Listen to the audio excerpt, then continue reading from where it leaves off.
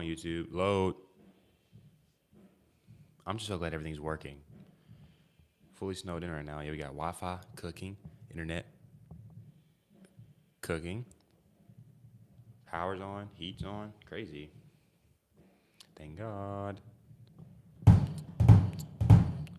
The blood's too easy. Hallelujah. Yeah. Blood's too easy. All right, it's only about the blood. There we go. We're not wasting no time.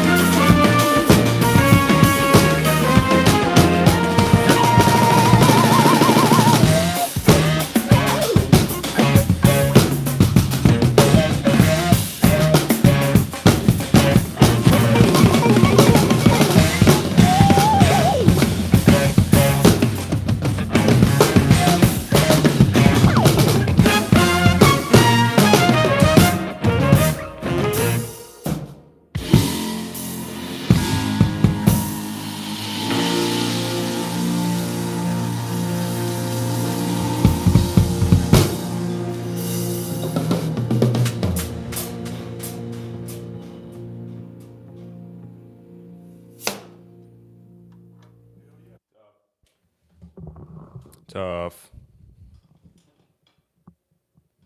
Better than me at things. LOL. You're probably better than me at something. A lot of things to be good at on this planet. Oh, yes. I actually didn't get to that. 'Cause yesterday my mom called me. So actually we're going to do some double bass work now. Oh, you know how it is. There's a little warm-up song for you. Now we get to the real work. Starting at 90. 90 is a bit. Let's do it. Why not? 90. Screw it. Double bass. Let's do it. Typing is fine, bro. A lot of people are. I don't type the right way. I just like type. You know what I'm saying? Like with your hand on F and H or J or whatever.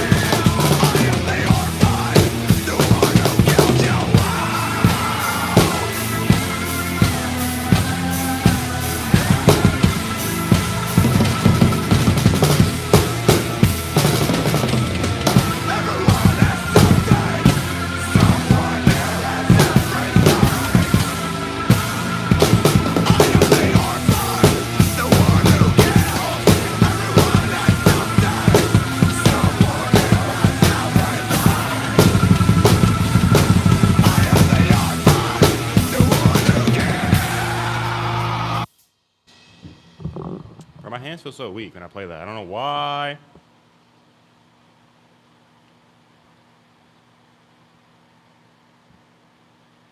With the AI with the AI flooding YouTube. Yeah, bro, it's crazy. Now you won't believe me. That was actually my warm up for that song. That was 90 speed. So now we're gonna do it at full speed. That was like warm up to play it at full speed. So here we go. I'm gonna try to do this. No, I am gonna do it. We're gonna do it. Try.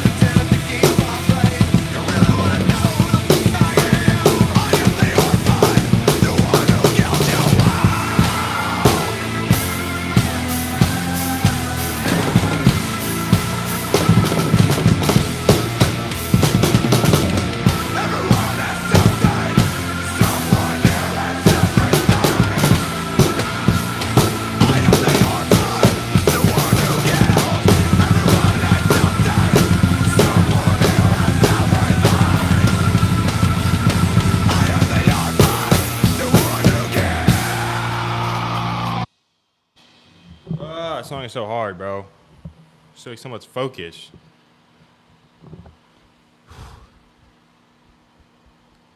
Thanks for subscribing. Just so you guys know, I do request by frequent. What does that even mean? Most frequent. So I typically do the ones closest to the bottom. So I do navigating. I know it's tough, but I like to do them by the most recent because that way I know they're still watching. Because sometimes people request and then dip. I've seen it 100 times. And it's like, brother, I was just about to get to your song. You left. It's like, now I'm not going to do it. It's like, that's lame. So, yeah. There's an ad right now for Red Bull. It's the one with the turkey and what it looks like the fast animal from, I forgot the cartoon. Whatever. Here we go.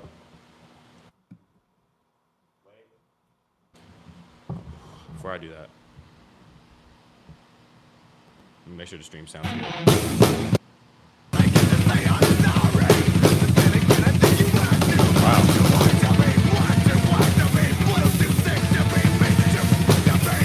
All right, sounds pretty good to me. All right, navigating.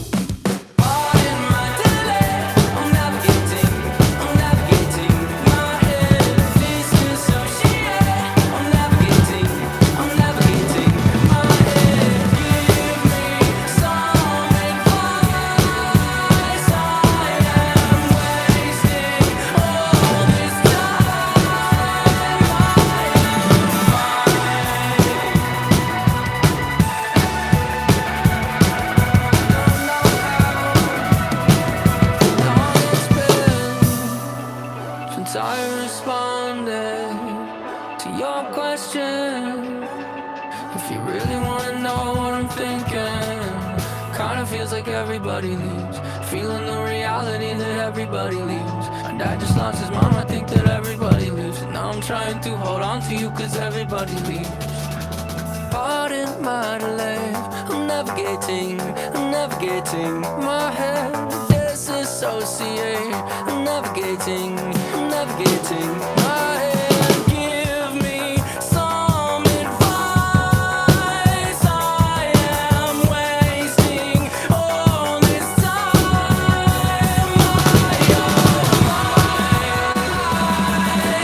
Pardon my delay, I'm navigating my head. Disassociate, I'm navigating my head. Give me some advice.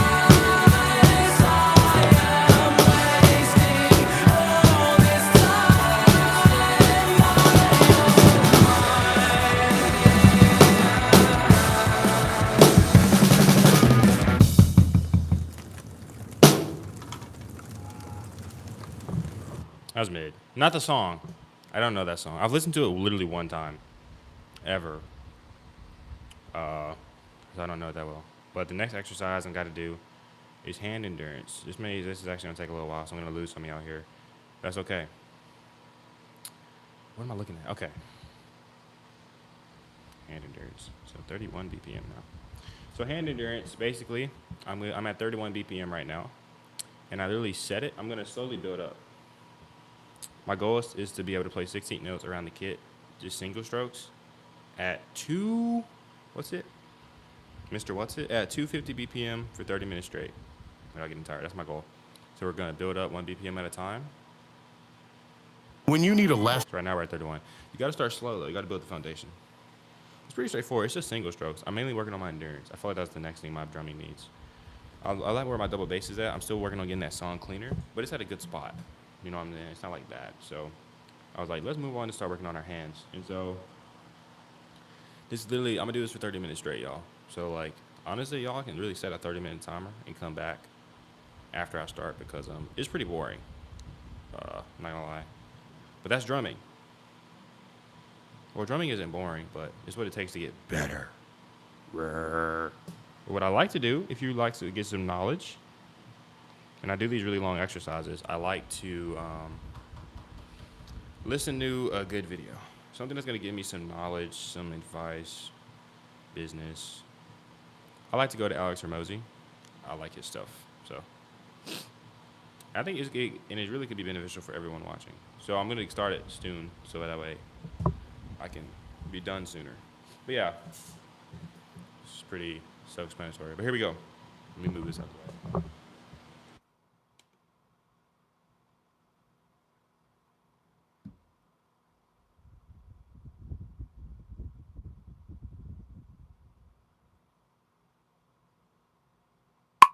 You're not getting what you want out of your business or your life because you want too many things at the same time. You're not willing to make trade-offs. And I will prove it to you.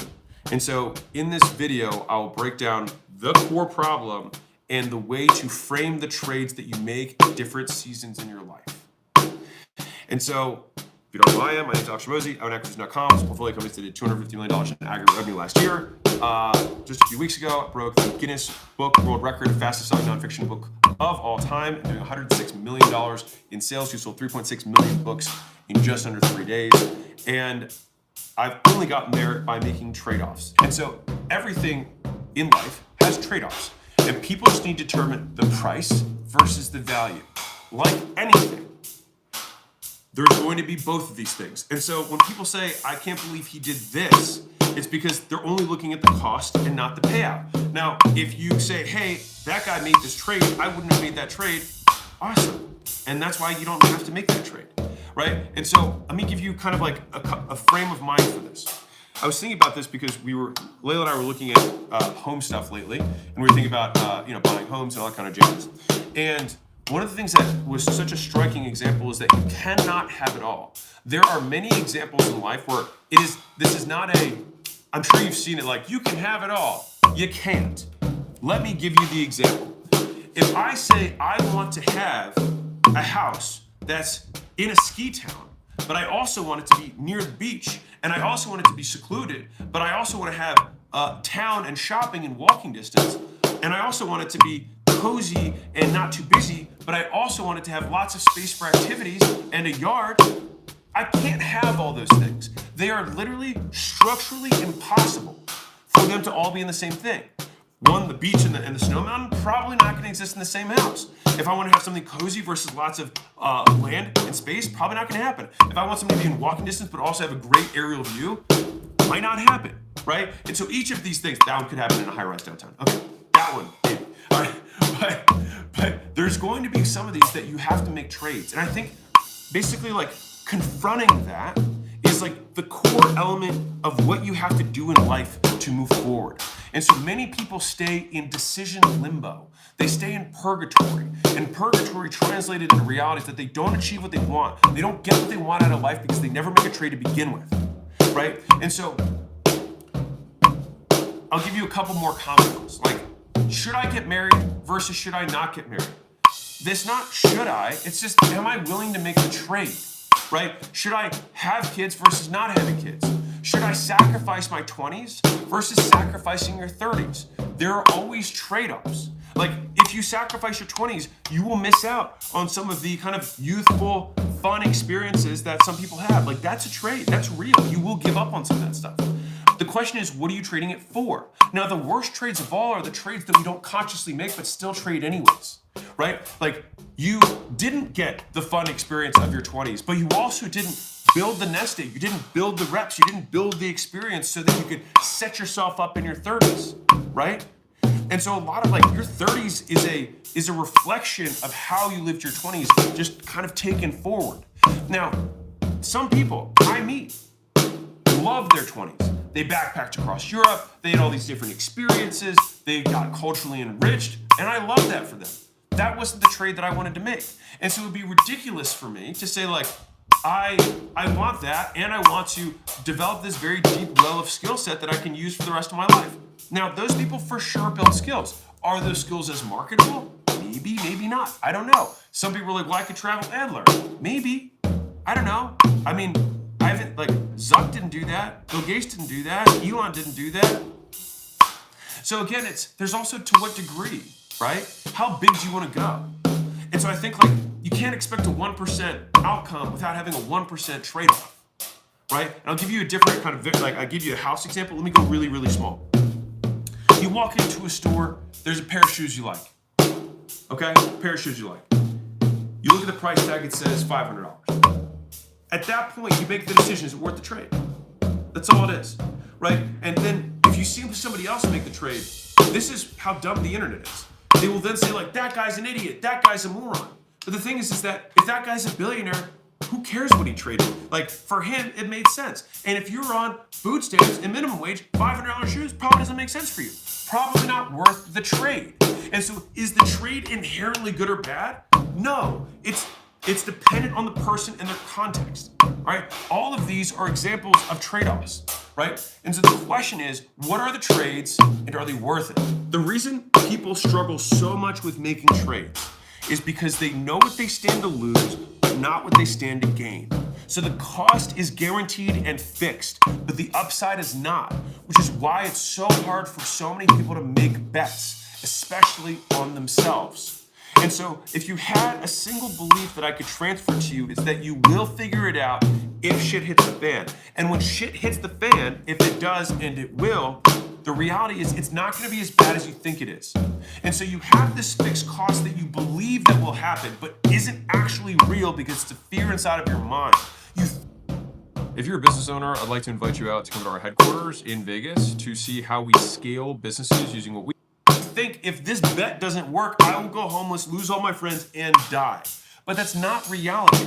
The worst case scenario for most people who are social, as in, like, just are functioning members of society, is that you crash on someone's couch for a while. That's the actual worst case scenario. And I only say this because if you look at homelessness, right, the vast majority of homelessness, not all, the vast majority of homelessness is due to addiction and mental health issues. So my point is, most people have this fear. Now, even the people who are, I'll be political, the unhoused, right? The unhoused, even the unhoused. It's hard to say, it's so funny. Anyways, even those folks still have food, still keep living, still have access to medical attention. Okay, at least in the US, in the developed world, okay? And so I say this because the worst case scenario is that you have no boss, you have food, right? You have medical attention if you need it, and you walk on the streets doing whatever the hell you want. That's the worst case scenario. Some people might say that's better than their current scenario. And so when I think about this, I think about this in order, Matt, I'll say that to be honest with you, which is that, like, your level of subjective well-being doesn't change a dramatic amount throughout your life. A lot of it is inherent, right? Like your demeanor, your disposition. And I'll give you a simple example that makes people feel uncomfortable. So think about how were dogs created, right? So there were wolves, right? And then there were some wolves that were a little nicer than the other wolves. And they were like, let's breed the nice wolves. And then nicer wolves, breeding nicer wolves, eventually you get a Labradoodle, okay? Taken enough times. And so people don't like to think about humans in that same way. But like fundamentally, if you've got assholes breeding assholes, they tend to make more assholes. And if you've got nice guys and nice gals, they tend to make more nice people. Of course, there's genetic variety that happens there, but over time that does happen. And so that also happens with happy people and unhappy people, believe it or not. And so a lot of that, like, of course, you operate within your genetic potential. Of course, like, you can move things. Like, you can have genetics for muscle and never work out, and you're not gonna have the same level of muscle, right? Period. And so you might have genetics for more happiness or genetics for less happiness, sure. And you wanna maximize those things. But I only bring this up to say, we have this idea that we're going to, like, I'll do this thing and then I will be happy. I will do this thing and then all of my problems will be solved. But our brains are only meant and evolved to keep us alive. And most of that is about finding problems, potential threats within our environment, which tend to keep us stressed out and unhappy. And that core unhappiness, that core anxiety, tends to move humans forward because we continue to innovate, we continue to try to solve problems because we all think that when we solve that problem, we're going to be happier. And we're not, but we do move civilization forward. And so I bring all of this up to say that the downside of your bets are not as bad as you think they are.